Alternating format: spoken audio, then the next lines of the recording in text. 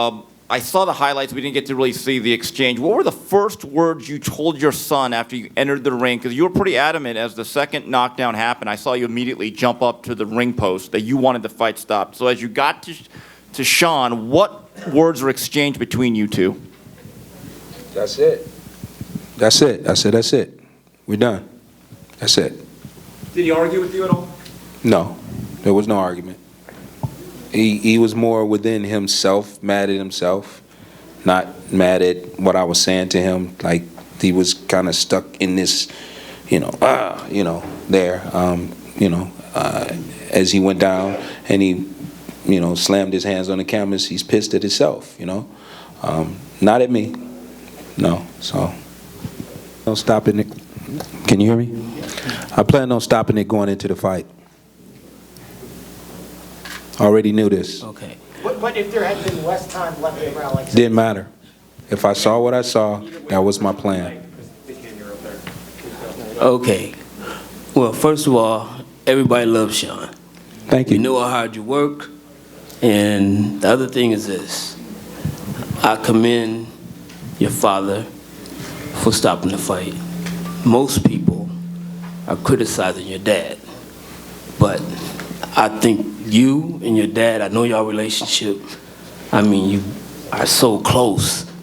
No one knows what goes on with you guys. And I think that when your dad said it's over, I think that you basically said, yes, Dad, let's go. Hey, Jeff. That's my side.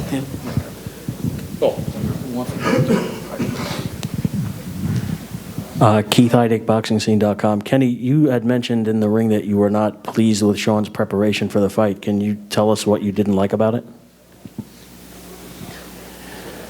No knock against Shawn in terms of who he is, but as he mentioned earlier, when he thought that Errol Spence would be the last fight, maybe before he fought him, he thought that. I'm his father. I knew that. So I knew everything that was going to happen with him before it happened. So this was something that was coming, not to be negative towards him, but because I'm his father, I could see these things. Jeff, you can attest to this. I can see it in the training. I can see it in the movements. I can see it in looking at the clock to see how long I got to be here today. I can see it. The most important thing, more important than anything else, and I smiled, not just because it was you, Jeff, but I appreciate what you said, and I smiled. But I smiled because someone said I was criticized. Please, criticize me. Go right ahead. I love it. Because at the end of the day, which this is where we at right now, we are at the end. We're at the end. Tomorrow morning, I will be able to look out of my window at his house, right across the street from me. I will be able to play with my little G-man. Those are my grandsons. I will be able to walk my dog over to his house. I will be able to hug my daughter-in-law. And I will be able to love on my son. So we won before we got here. We were already winning. It's just what's expected in the ring. But in the biggest part of this picture, when this thing is over with, I'm still his father. He's still my son, right? And we get to do that part. That's a long life of that. There's a whole bunch of that to go on, So, I just saw things that told me that it was time. Go ahead, Steve. Kenny, I know that you're hard on your son in the gym. I've seen that firsthand. Is it a relief now that you could just be his father instead of his trainer? Did that weigh on you at all the last couple of years or even in this situation? Absolutely. Absolutely. But when you say I'm hard on him, you got to understand the reasoning for that is exactly what we dealt with tonight. I'm hard to the point of, listen, man, I need you to protect yourself. I need you to go home to your wife. I need you to go home to your kids. I need you to be able to play ball with them. I need you to still play ball with me. I've jumped out of airplanes with my son at 20,000 feet multiple times. I've raced my son in cars at over 100 miles an hour. He beat me. I've, rode camels in the Sahara Desert with my son.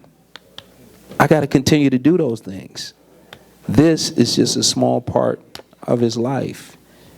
And people would ask me some time ago, he had over 270 some amateur fights. They say, why you fight him so much? Why? He was winning.